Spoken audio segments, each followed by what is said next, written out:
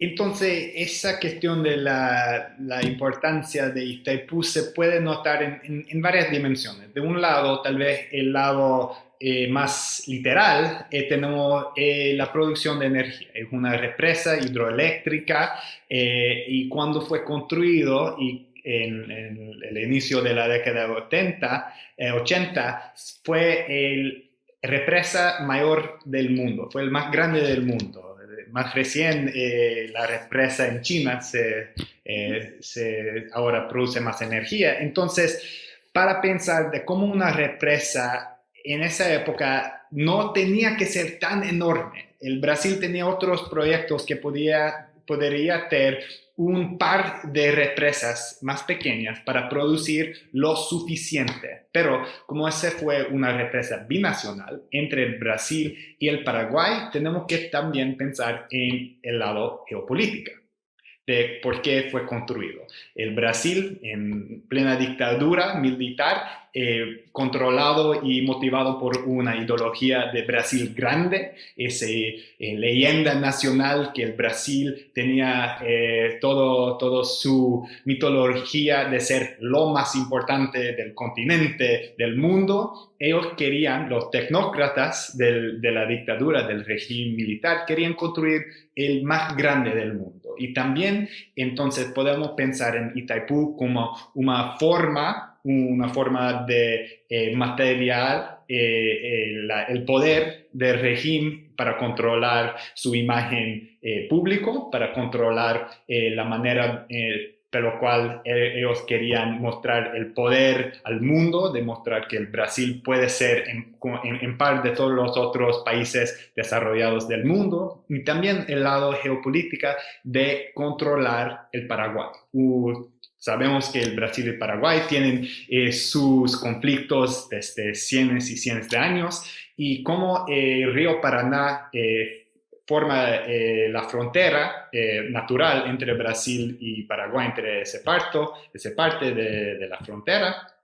Brasil quería controlar la manera en cual fue producido toda la energía. Entonces, de dominar un poco a su vecino menor para dar casi toda la producción energética que fue compartido entre el 50% para Paraguay, 50% para Brasil, pero claro, Paraguay, un país de 6 millones de habitantes, no va a poder usar la misma cantidad. Entonces, ellos fueron casi forzados a vender su parte de la energía a Brasil a un precio bien menor que el precio del mercado. Entonces fue una forma de entrar en una relación con el Paraguay para también para que el Paraguay estaba más vinculado a Brasil que a Argentina. Entonces fue toda una geopolítica en el Cono Sur.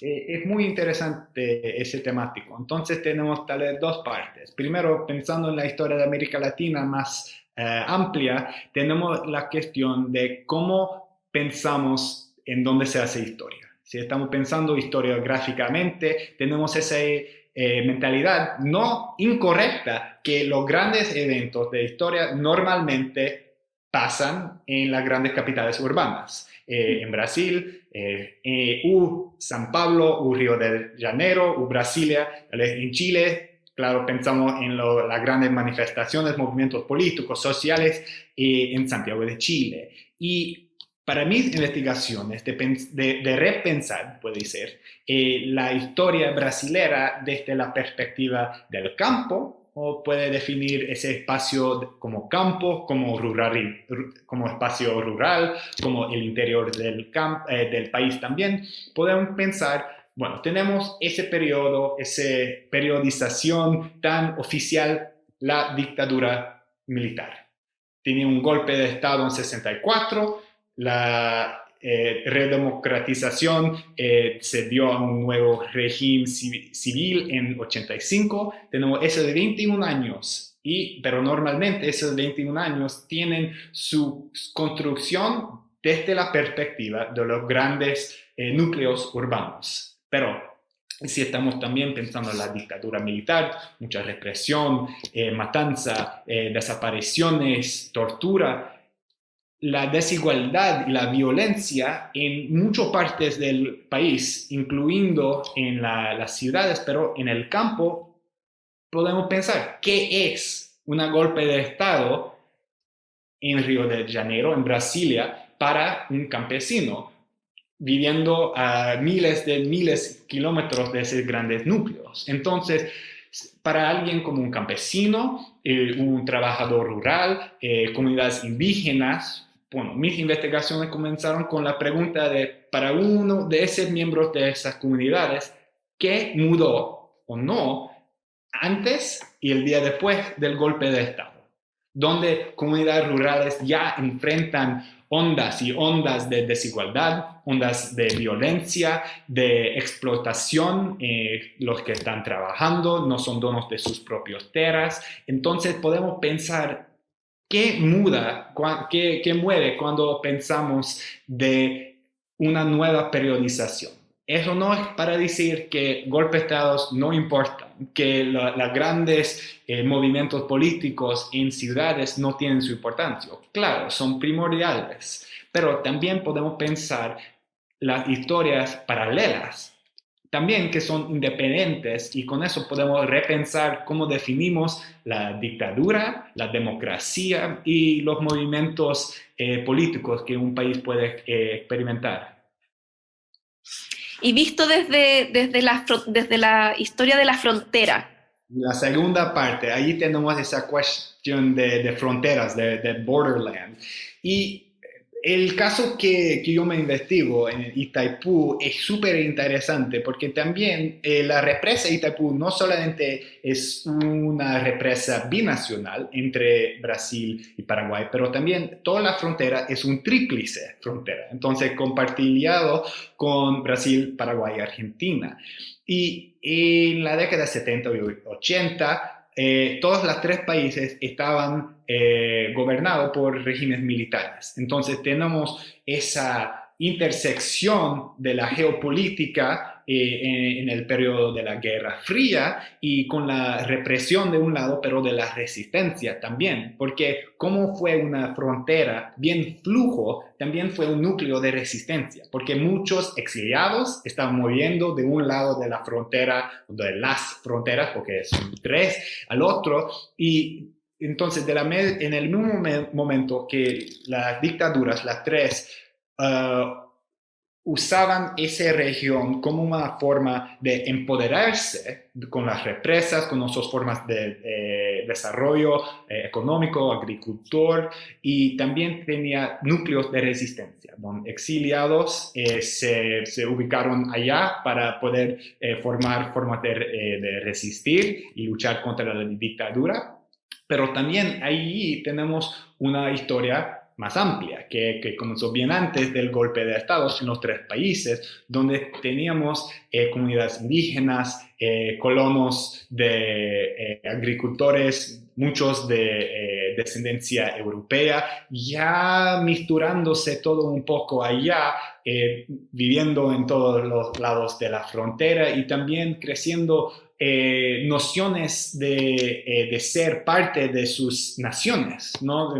Entonces, alguien viviendo allá en una frontera que no tiene mucho desarrollo, que es por falta de infraestructura, no tiene mucho contacto con sus gobiernos, entonces allá se está desarrollando identidades que también son distintos a lo que está pasando en lugares más, no solamente más urbanas, pero más centrales a la identidad nacional más dominante, porque también podemos tener esos mismos núcleos dentro de ciudades, las secciones de la sociedad que sean más isoladas, marginalizadas, y lugares como fronteras y tríplices fronteras también puede crecer unas identidades todavía más flujas.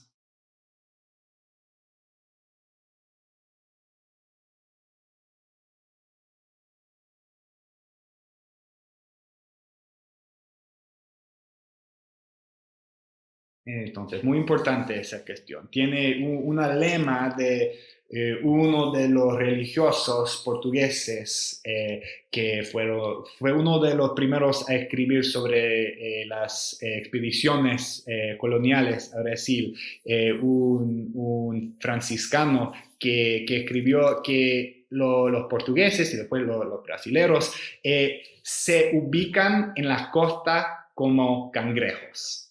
Entonces, esa noción que los portugueses no querían entrar en el interior, porque la costa fue la marca de civilización, fue donde se ubicó la conexión atlántida entre la colonia y el metrópolo, ¿no? Esa conexión. Y a lo largo de todas las séculas, eso también continuó y se creó una estigmatización donde los lugares del interior del Brasil fueron estigmatizados, vistos como inferiores, no civilizados porque tenían las comunidades indígenas, fueron donde se fugió las personas que fueron llevados a Brasil como esclavos, tienen todo que se llama en Brasil quilombos, y tenía todo ese espacio visto como inferior.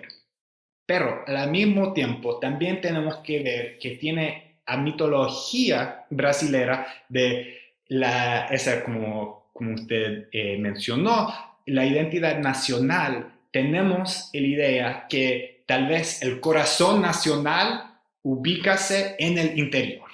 El ejemplo más marcado es la construcción del nuevo Capitolio, Brasilia, explícitamente en el centro del país. Entonces quería mudar de Río de Janeiro para Brasilia. Entonces, esos dos pensamientos pueden existir al mismo tiempo, que por un lado el interior es inferior, es donde la parte incivilizada ubícase y es el cargo del gobierno de la sociedad dominante para desarrollar el interior. Pero al mismo tiempo también tienen ese proceso un poco como la frontera en los Estados Unidos de pioneros. Entonces nosotros tenemos que ir al interior y traer la civilización. Entonces, existe allá un dialecto entre civilización y barbaridad que existe al centro tal vez de la identidad nacional brasileña.